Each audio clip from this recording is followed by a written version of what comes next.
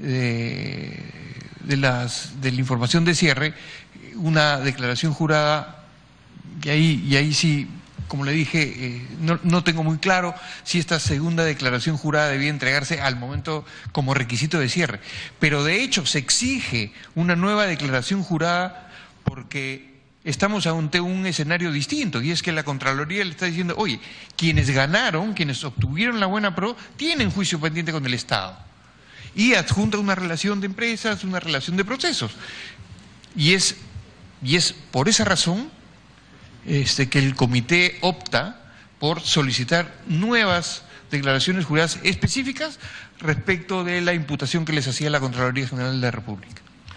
Si usted, gracias presidente, si usted no lo puede aclarar ahora, le agradecería que pueda remitir quizá por escrito a la comisión la información precisa de cuándo es que las partes del consorcio ganador estaban en la obligación de ratificar su declaración anterior al otorgamiento de la buena pro. Me imagino que con la suficiente anticipación del día de la firma del contrato como para poder hacer la labor de verificar que en efecto seguían sin tener esas empresas juicio con el Estado. Entonces, sí le agradecería que nos pueda acercar esa información porque ayudaría a clarificar por qué se tuvo que obrar de esta manera, ¿no? Nos hubiéramos ahorrado los informes del doctor Monroy si esto estaba debidamente previsto, digamos, en el cronograma del otorgamiento de esta concesión, de esta licitación. Perfecto. Por su intermedio, señor presidente, ok, lo podemos hacer llegar.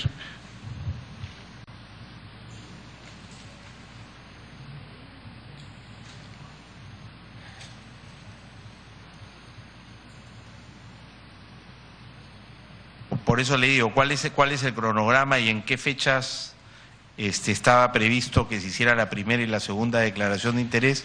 Y segundo, que nos explique cuál es el procedimiento por el cual Proinversión de oficio, ¿no es cierto?, verifica esas declaraciones juradas. Porque en realidad la consulta que se le hace a Monroy es estas empresas que son las que... Estas empresas tienen juicio con el Estado según Contraloría y estas son las empresas ganadoras. Lo único que tiene que hacer Monroy es establecer si estas empresas son las mismas que van a firmar. Como no son las mismas, dice, pueden firmar adelante. Él no tiene que ir a registros públicos, no tiene que hacer ninguna labor adicional. Lo hace después, pero en ese momento de urgencia basta saber que se trata de personas jurídicas diferentes. Para que responda. Lo que señala es exacto, congresista.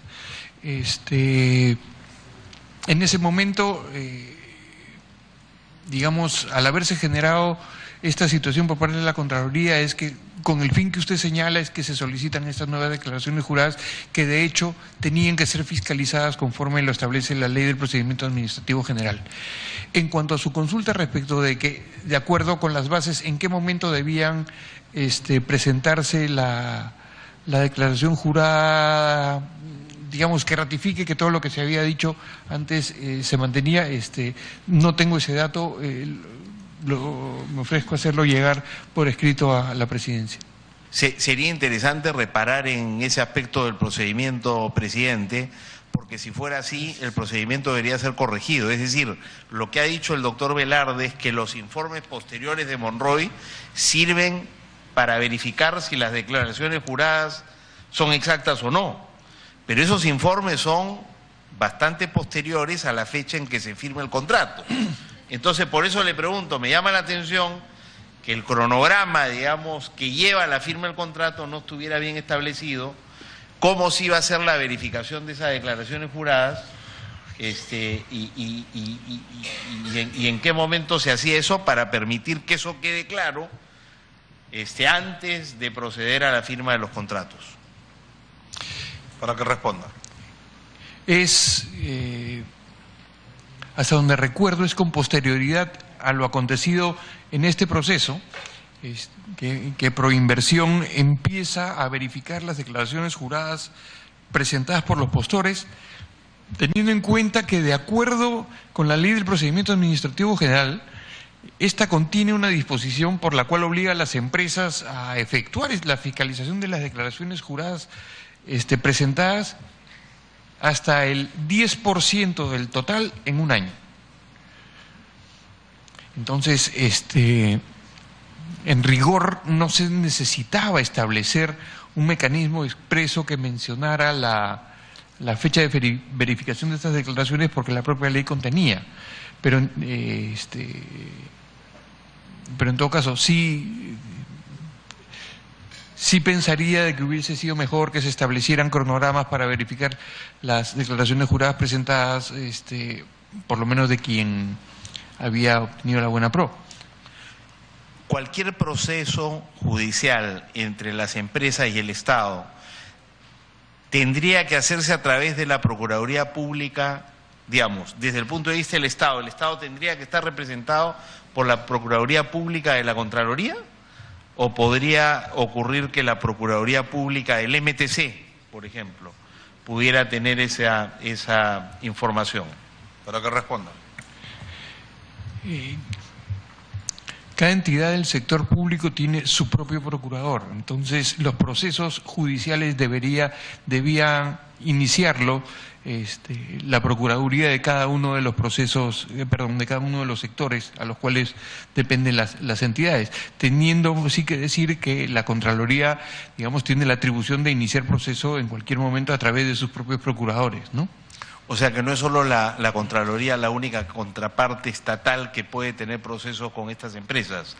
La pregunta es, ¿hay una base de datos centralizada donde podemos averiguar qué procesos tienen con distintas entidades públicas estas empresas? Por su intermedio, presidente, desconozco, señor congresista, si es que hay. Yo entiendo que el Poder Judicial tiene un sistema único en el cual ingresan todos los expedientes y que a través de ahí se podría, pero no sé si es que tiene un sistema de búsqueda en el que, por ejemplo, como en SUNARP uno entra digamos, cómo se hace una búsqueda, ¿no? Yo solicito pongo un nombre de un demandante, un demandado, y que me vote la información. No, eso no conozco, señor congresista. Gracias, presidente. ¿Usted tiene, doctor Velarde, alguna explicación de por qué la Contraloría recién comunica estos hechos el 4 de agosto, teniendo conocimiento, como lo tenemos ahora, de que algunos de los procesos entre la Contraloría y una de las empresas de Odebrecht tenía 16 meses? Es decir, la Contraloría sabía 16 meses antes de que se firme el contrato el 4 de agosto que había un proceso entre ella y una de las empresas de Odebrecht, y solo comunica eso a las autoridades encargadas del proceso el día que se va a firmar el contrato. Para que responda. No tengo conocimiento, señor congresista, no, mi conocimiento no es una explicación para el tema. Gracias, presidente. Congresista Jorge Castro, tiene el uso de la palabra.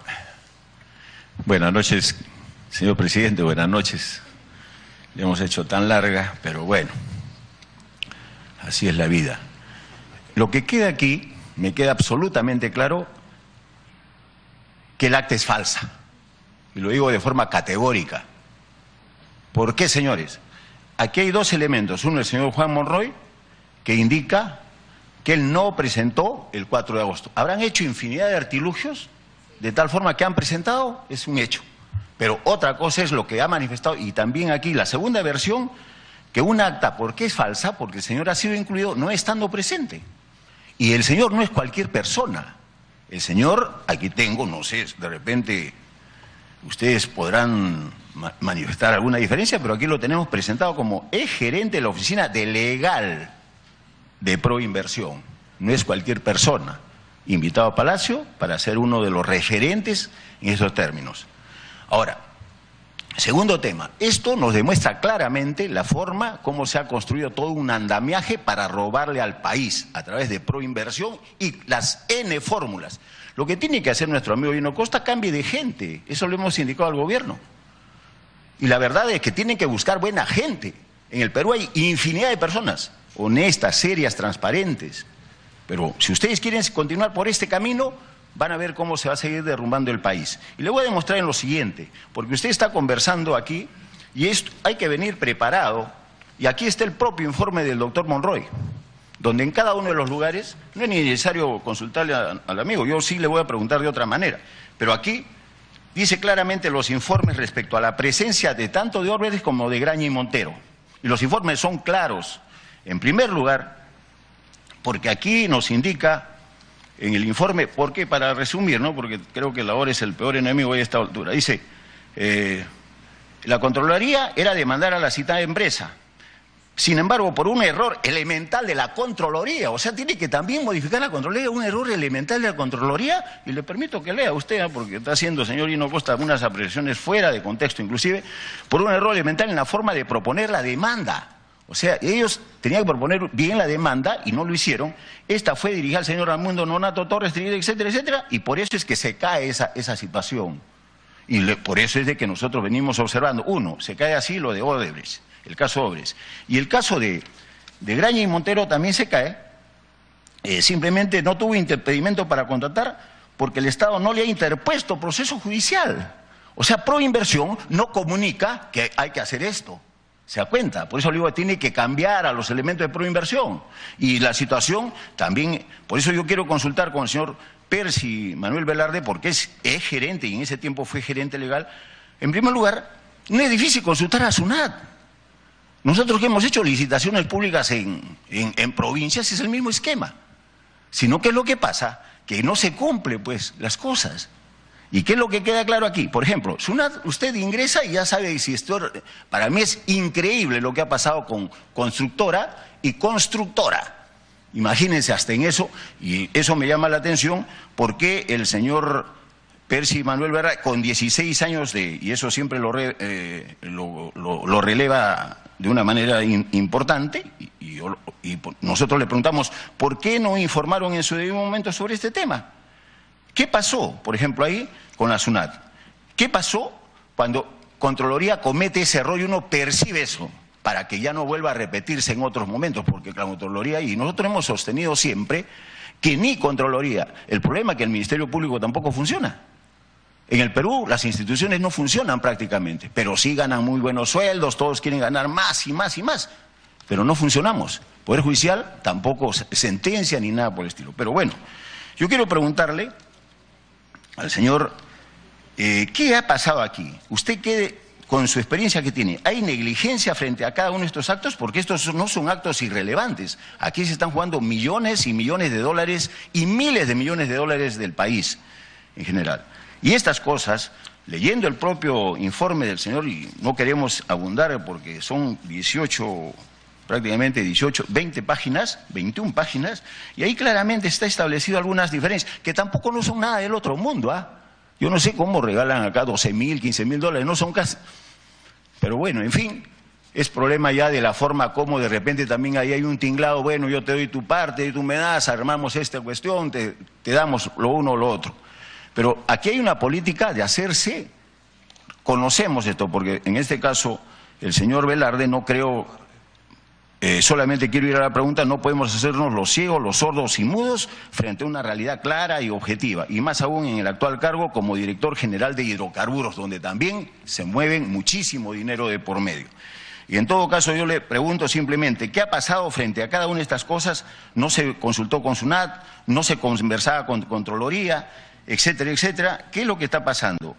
Hay concertación, un andamiaje construido, ¿qué es lo que? Negligencia, hay complicidad.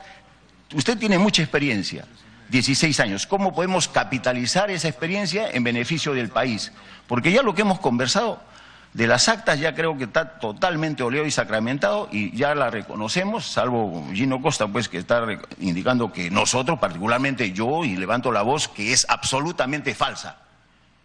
Y eso hay que ser categórico en este sentido, y lo vuelvo a repetir también, y es más, también la propia versión de Monroy del doctor Monroy que indica que es fácil de darse cuenta. Aquí creo que cada uno de los compañeros aquí congresistas han manifestado claramente su posición respecto a este tema. Yo quiero terminar en lo siguiente, señor, para que le sirva al país. Su experiencia no tiene que quedar en...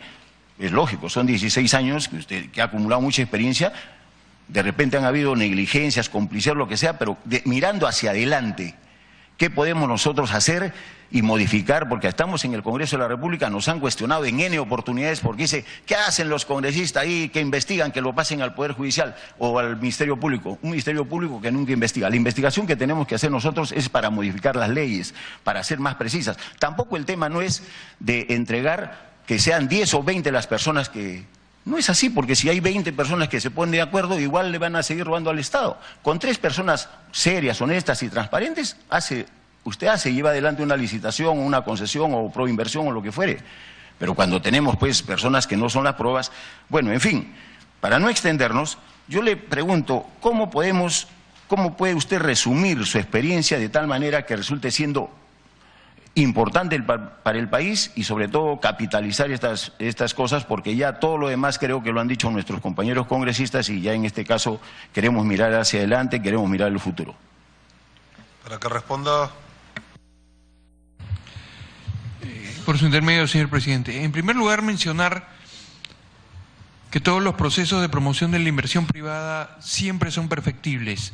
Recientemente se acaba de dictar un nuevo régimen que cambia los requisitos y las modalidades y las formalidades para llevar adelante esos procesos. Esperemos de que este nuevo marco legal que regula las concesiones realmente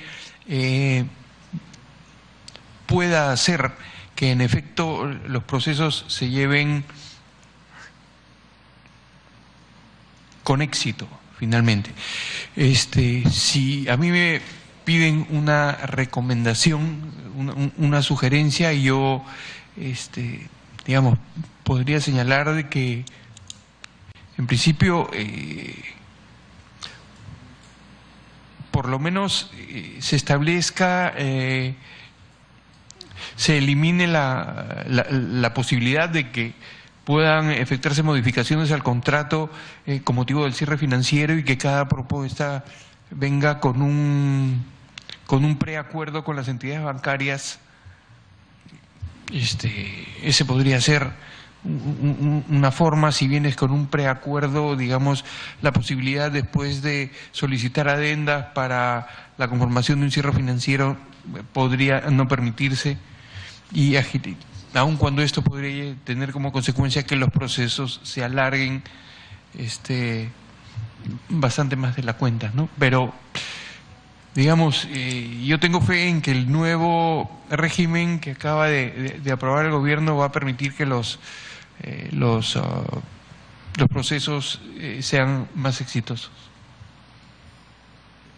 Nuestra repregunta un poco más puntual. Usted tiene mucha experiencia, por ejemplo, acá dice, en consecuencia no se puede considerar a la constructora Norberto Odebrecht como sujeto procesado en virtud que no ha sido siquiera notificado con el concesorio de la apelación. Entonces, hay cosas negligentes. O sea, no podemos cerrar los ojos a una realidad que es... yo no necesito ser perfectible. Perfectible, podríamos hablar de una cosa que está bien hecha o relativamente más o menos bien trabajada y que progresivamente, a través de una serie de situaciones, podemos ir mejorando y mejorando, mejoras continuas, lo que se llama. Bien trabajada y que progresivamente, a través de una serie de situaciones, podemos ir mejorando y mejorando, mejoras continuas, lo que se llama.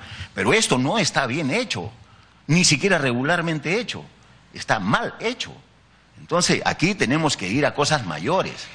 Por eso digo, usted ha pasado ya 16 años, tiene que darnos recomendaciones precisas, claras. No tenga temor, ¿por qué tenerle temor a Gino Costa? No sé. Porque aquí es el único que defiende es Gino. Pero es increíble, y bueno, siempre, por lo menos siempre hay que leer un poquito, ¿no? Antes de venir, para no, como dijo nuestro amigo Mulder la vez pasada, hay unos que pasan por ahí, como hay bastante prensa, entonces, bueno, dicen, vamos a hablar cualquier cosa, se meten a conversar. Lógicamente, como congresistas, tienen todo el derecho, pero vienen a interrumpir, estamos hasta las 8 de la noche, Bueno, en fin, es una lección que la tenemos que traer aquí, pero hay que nutrirse. Bueno, pero volviendo al tema de fondo, yo creo en lo que usted sabe y la experiencia que maneja, y eso es muy bueno para el país. Hay un capital humano que puede ser potenciado, pero dejémonos y propongamos las cosas sin temor ante el gobierno, porque si no nos caemos todos en el fondo. Hay veces que nosotros queremos verlo de manera periférica, ¿no? A mí no me va a tocar la crisis, no me va a tocar a mi bolsillo, no. Terminamos cayendo todos, y esa es la tarea, mi estimado, o sea que tómelo de buena fe, de buena manera. Al contrario, cuando vemos a alguien que viene a aportar al país, viene a aportar de una manera positiva, ¿por qué tenemos que esconder las cosas? Podemos hablarnos de manera directa y como siempre lo hemos hecho, ¿no? Adelante, señor. Para que conteste. Coincido, por su intermedio, señor presidente, coincido con usted, señor congresista, definitivamente las cosas siempre pueden mejorar. Simplemente hacer notar que esta situación que hoy estamos analizando acá, digamos, es una situación que se genera luego de un sinnúmero de procesos llevados adelante a lo largo de los últimos años. Entonces, siendo perfectamente consciente de que todo puede hacerse siempre mejor y tiene que buscarse la excelencia en lo que se hace, yo reitero, espero que este nuevo marco legal que se ha dictado para las APPs puedan generar unos procesos mucho más ágiles, mucho más abiertos, en los cuales las adendas que modifiquen los montos del contrato sean muchísimo más analizadas, porque de hecho, digamos, yo recuerdo mucho que cuando se inicia el proceso de otorgamiento de concesiones, un ex director ejecutivo hoy fallecido decía, la diferencia entre una privatización y una concesión es que mientras que en una privatización yo me divorcio de los activos del Estado, en una concesión yo me caso con los activos, porque estamos hablando de contratos de muy largo plazo. Entonces, en ese sentido, ser conscientes también de que es muy difícil poder prever todas las situaciones que se pueden generar en un horizonte de 30 o 40 años. ¿No es cierto? Entonces, si bien es cierto, se recogen las experiencias internacionales respecto de lo que puede haber sucedido en otros países en contratos de similares naturaleza, siempre es muy difícil prever, pero bueno, esperemos que este nuevo marco legal pueda entrar en vigencia. Yo ya, como informé, yo ya no formo parte de Proinversión, pero de todas maneras creo que hay gente competente y como digo, siempre las cosas se pueden hacer mejor. Muchas gracias, señor presidente. Y ahora en la Dirección General de Hidrocarburos también se mueve mucho dinero, muchos contratos y ojalá que comencemos a trabajar bien también por ese lado, ¿no? Muchas gracias, señor presidente. Congresista Karina Beteta, tiene el uso de la palabra. Sí, presidente. Unos temitas que el colega Gino había manifestado, que ya estaba todo claro, que no habían sido 18 minutos. Entonces, aclarando que está claro para el congresista Gino Costa. Sin embargo, presidente, teniendo a la vista el informe que tanto ha presentado aparentemente el doctor Monroy Gálvez, porque yo le creo al doctor Monroy Gálvez, estaba ahí, dijo que él no ha entregado el día 4 ningún informe. Presidente, y sí es creíble, porque viendo el informe del doctor Monroy Gálvez y de la forma como el señor Velarde ha señalado que el contrato se hizo por teléfono, que la consulta se mandó vía fax, y le habrán enviado también por fax al doctor Monroy Gálvez el acta de las 10 de la mañana que había sesionado los miembros de Proinversión, ese acta donde ustedes señalan que se habrían reunido y que el presidente dio cuenta del oficio que había recibido la Contraloría. Todos esos detalles, el acta, ustedes también enviaron al doctor Monroy Gálvez. Para que responda. No recuerdo si se envió el acta del comité, no habría razón para haberle enviado. El acta por sí misma resultaba siendo irrelevante para el motivo de la consulta. Continúe. Presidente, pregunto esto porque también a mí me llamó la atención de ver este informe donde el doctor Monroy Gálvez hace una narración de los hechos como que él estaría redactando el acta de la sesión 109. También menciona, por ejemplo, voy a dar lectura nada más acá algo sencillo, dice, ¿no?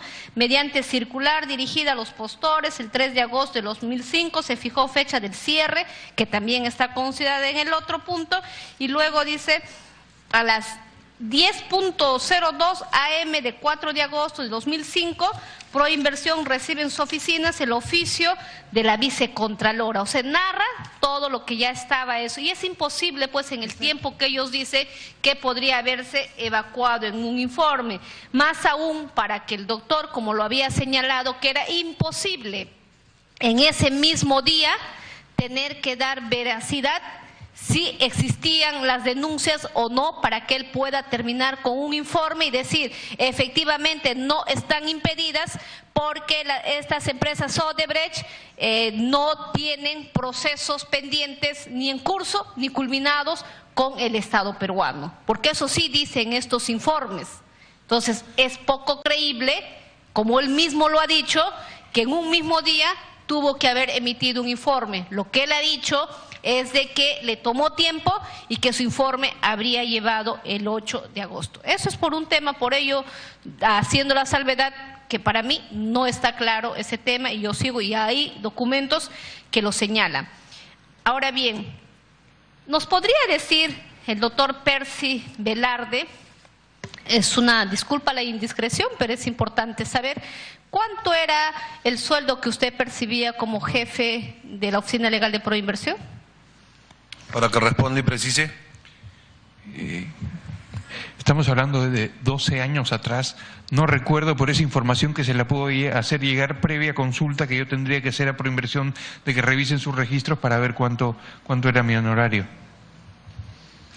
O sea, presidente, no recuerda que cuando entró a Proinversión y específicamente trabajó en este año, en el 2005, en un tema tan importante, ¿no? Justos al término de un gobierno normal, esperaremos que nos mande el documento. Preguntaba esto para saber si entendemos si al doctor Monroy Gálvez le han pagado $12,000 por un informe, entonces posiblemente sea inferior o superior el monto.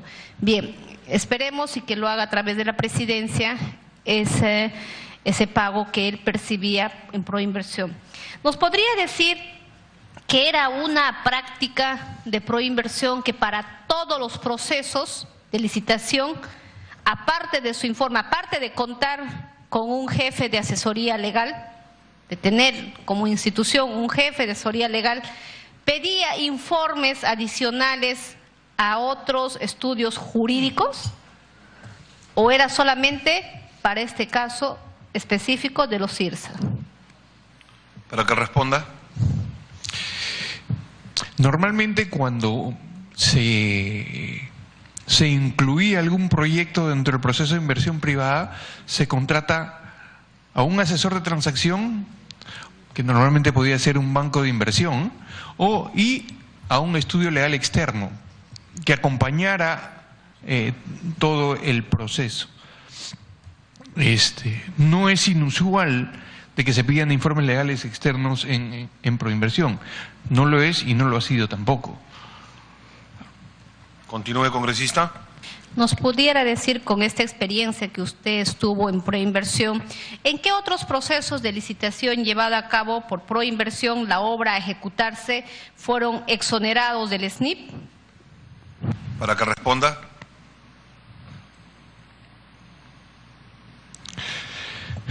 No recuerdo de algún otro proceso intermedio, señor presidente, señor congresista, no recuerdo de otro proceso que haya sido exonerado de SNIP.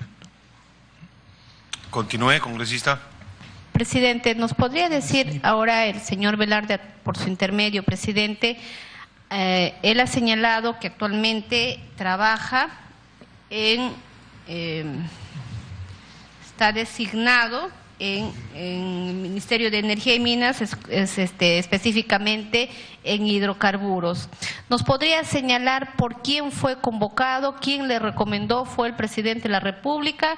¿Goza la confianza del primer ministro o del ministro de Energía y Minas? ¿Nos podría decir quién lo convocó a usted para que estuviera en este cargo que hoy ostenta? Para que responda. Quien me convocó fue el actual ministro de Energía y Minas a través de su secretaria general. Continúe, congresista. Presidente, sí, era una pregunta justamente para que nos pudiera señalar, que tiene relación con la anterior pregunta del cargo que hoy está ostentando, si él ha emitido algún dictamen o opinión que pueda haber tenido, ¿no?, su cargo en relación al gasoducto sur peruano. En este contexto, ¿se habría participado en la condición de director de hidrocarburos para la concesión del gasoducto sur peruano? ¿Nos podría decir eso, incluido de la adenda que se ha firmado para dicho contrato? Para que responda. Yo soy designado director general de hidrocarburos en septiembre, del año pasado. A ese momento ya se habían llevado adelante algunos trámites. En lo que a mí respecta, como lo informé al inicio de la sesión, fue mi gestión como director general de hidrocarburos, y es más, fui yo quien suscribe la carta de terminación del contrato de concesión, y fui yo quien suscribe las comunicaciones a las entidades financieras para ejecutar la carta fianza por incumplimiento del compromiso de haber llegado a la fecha de cierre. Continúe, congresista. Sí, presidente, solamente para que podamos aclarar, quizás el congresista Gino Costa con todo derecho preguntaba por qué la Contraloría recién actuó el día 4 de agosto.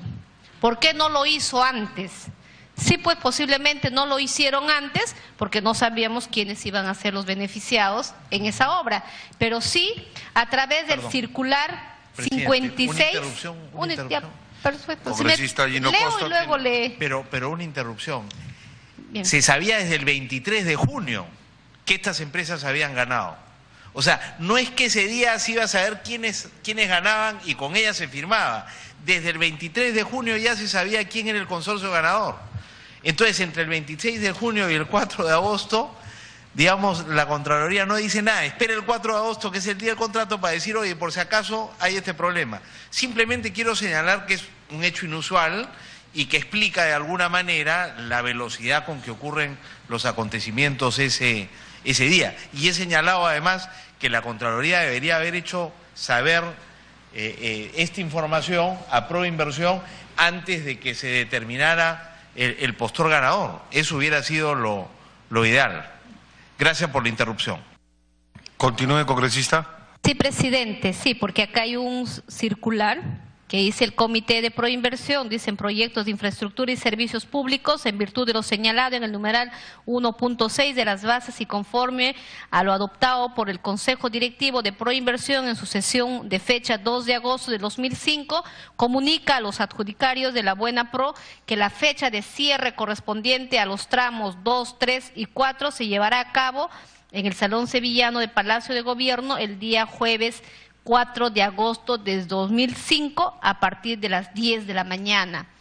¿Por qué el apuro? ¿Se había esto? Eso es lo que no nos queda claro y quizás el doctor Velarde nos puede aclarar al país, no solamente a la comisión, ¿por qué el apuro? Si también a través de un circular podían haber dicho, a ver, tómense el tiempo, indaguen, qué hay de cierto de lo que dice la Contraloría, posiblemente actuó tardía, pero lo importante es que actuó. No lo vamos a criticar por qué no actuó o por qué recién faltando horas o el día. No, lo importante es que todas las instituciones que tienen que ver con el control, ¿no?, deberían de actuar ¿no? Y eso nosotros no podríamos cuestionarle. Posiblemente que haya habido pasividad, o estaban indagando, no lo sabemos. Tendríamos que invitar a ellos y decirles por qué actuaron en forma tardía. Pero la gran preocupación ya, la Contraloría pudo haber actuado en forma tardía, ¿no? Ese día.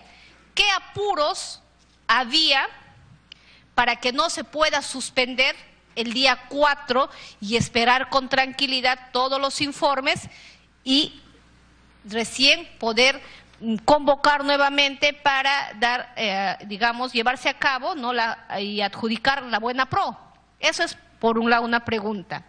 Si, como dice el congresista Gino Costa o los invitados de Proinversión, si todo estaba bien, todo estaba perfecto, ¿por qué Odebrecht, por qué tuvo que pagar los 20 millones por esta obra del IRSA? ¿Por qué? ¿Por qué? Esa es la gran pregunta. Si todo estaba bien, no había prohibiciones, no había inconvenientes, ¿por qué la necesidad de pagar los 20 millones? ¿Por qué y para qué y a quién? Eso es la tarea que tenemos nosotros. Obviamente vemos pues que dentro de ello ha habido circulares, en las bases se prohibía que las empresas que tenían procesos y luego sacan circulares pro inversión y dicen, no, levantes esa observación, no nos importa, entonces nos hace presumir, tenemos derecho también a presumir y a dudar en estos hechos, ¿no? Obviamente pues porque estaba en juego los 20 millones, ¿no?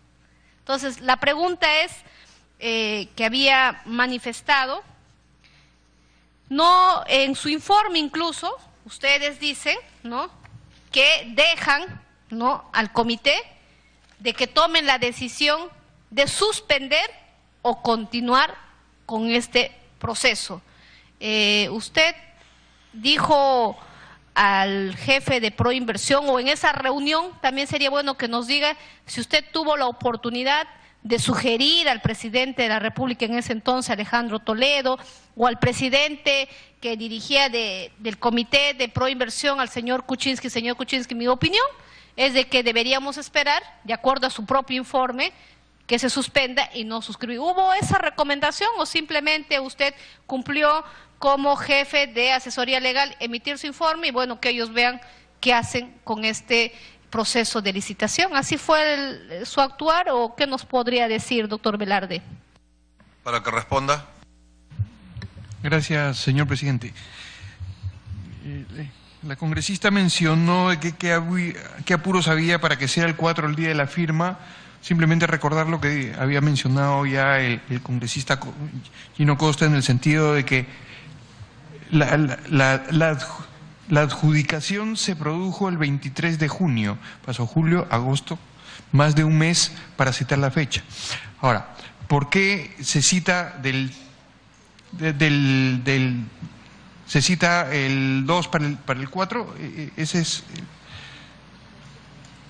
Sí, le quería decir que hay un circular de fecha 3 de agosto, línea 3 de agosto, pero Proinversión se había reunido el 2 de agosto, ahí es donde que fijan la fecha. Entonces yo decía, si con un circular fijan fecha para llevar adelante la buena pro, y habiendo una observación de Contraloría, si no había apuro, por eso le preguntaba, ¿no?, ¿cuál era el apuro de vida o muerte que tenía que ser sí o sí el 4 y no esperar, quizás con mayor tranquilidad, y así también usted hacer una mayor indagación? Estábamos hablando y poniendo en riesgo el dinero de todos los peruanos, no era la plata pues del presidente el turno, era la plata de todos los peruanos, y si ahora viene esta carretera prácticamente que en poco ha servido a todos los peruanos. Mejor esa inversión hubiera sido en la carretera central, que sirve sí a muchos ciudadanos. Para que responda. Como ya se mencionó anteriormente, el comité había fijado la fecha para el día siguiente, el acto se estaba llevando a cabo, habían una serie de invitados, habían 200 personas, y con motivo de del oficio de la Contraloría, se opta por solicitar unas nuevas declaraciones juradas para que las empresas integrantes de los consorcios participantes puedan efectuar los descargos correspondientes respecto de las imputaciones que estaban haciendo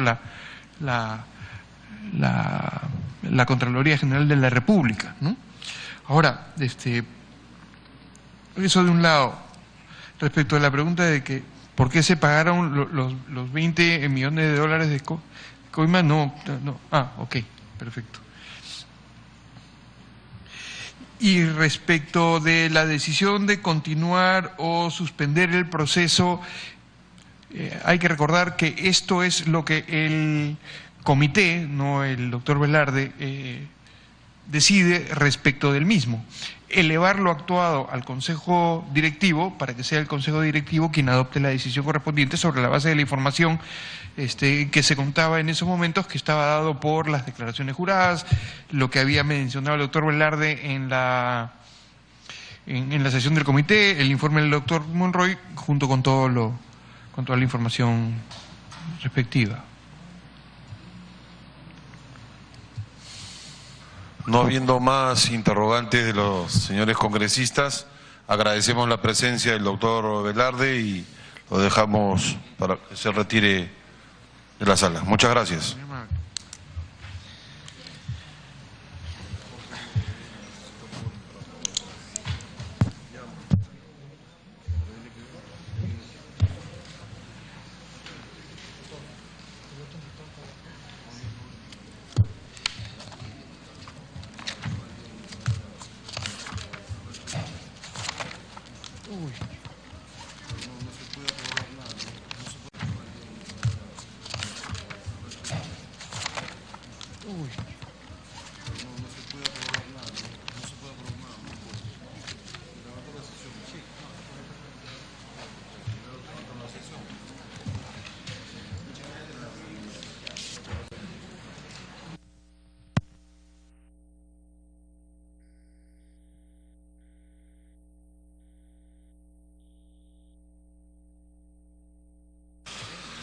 Sí.